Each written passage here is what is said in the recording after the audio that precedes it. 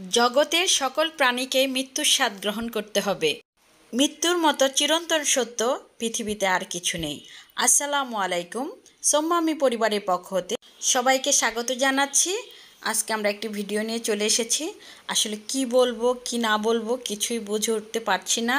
কারণ বলে না, ভিতর থেকে যদি কেউ ভেঙে যায় তবে কিন্তু উপরটাও তার প্রকাশ পেয়ে যায়। সেটাই আমাদের ক্ষেত্রে হয়েছে। গতকাল আমাদের দেশে উত্তরায় মাইলস্টোন স্কুল অ্যান্ড কলেজে যে দুর্ঘটনাটি ঘটেছে, অপ্রত্যাশিত, অনাকাঙ্ক্ষিত। মৃত্যুর স্বাদ যখন জন্ম হয়েছে সবারই আমাদের গ্রহণ করতে হবে। তবে কিছু কিছু মৃত্যু আছে মেনে নেওয়া যায় না।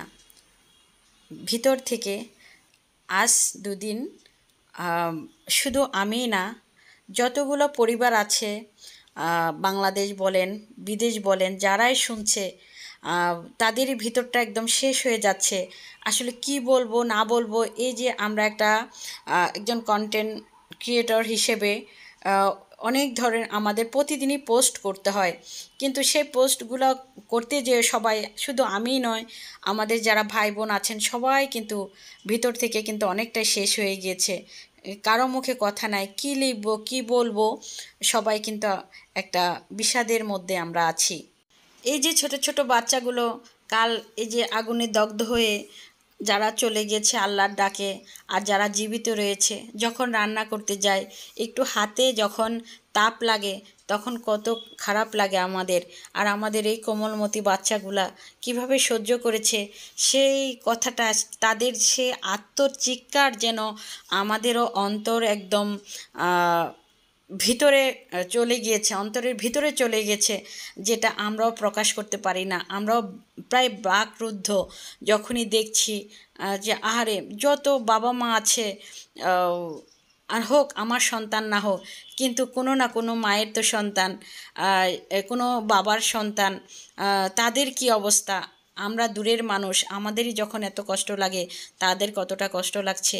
তো আল্লাহ সবাইকে ধৈর্য ধারণ করার তৌফিক দান করুক। আসলে এই তো সান্ত্বনা দেওয়ার মতো ভাষাও আমরা হারিয়ে ফেলেছি, আর তারা কিভাবে সেটা সাদরে গ্রহণ করছে। তো যাই হোক, আল্লাহ তাদেরকে সান্ত্বনা দিবে। সবসময় আল্লাহর উপরে ভরসা করতে হবে। সৃষ্টিকর্তা আমাদের সৃষ্টি করেছেন, তার উপরে আমরা ছেড়ে দেই। এই যে এই দুর্ঘটনাটা কেউ তো আমরা আশা করিনি, আর সেটাই হয়ে গেল আমাদের দেশে। এটা অনেক প্রত্যেকটা পরিবার যাদের ক্ষতিগ্রস্ত হয়েছে তাদের অপূরণীয় ক্ষতি, এটা কিছু দিয়েই পূরণ করা সম্ভব না। আল্লাহ আমাদের এত নিখুঁত অনুভূতির দিয়েছেন যে একটা পিঁপড়াও যদি আমাদের গায়ে বসে সেই পিঁপড়াটা যে ব্যথা আমরা অনুভব করতে পারি। আল্লাহ এই যে কোমলমতি সন্তানরা যারা হসপিটালে আছেন দগ্ধ হয়ে, তাদেরকে শীতল করে দিন। যতটা পারেন পরিবারের সাথে সময় কাটান। এই যে আমরা পরিবারের সবাই মিলে ঘুরতে গিয়েছিলাম,